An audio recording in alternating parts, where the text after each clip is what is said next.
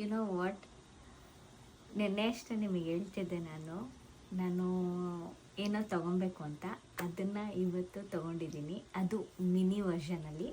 ಅಲ್ಲಿ show you.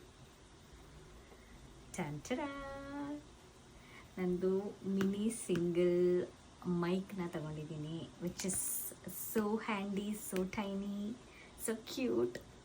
C, ನನಗೇನಾದರೂ ಒಂದನ್ನು ಹೊಸದೇನಾದರೂ ತಂದಿದ್ರೆ ಅದನ್ನು ಓಪನ್ ಮಾಡೋದಂದರೆ ನಂಗೆ ಸಖತ್ ಇಷ್ಟ.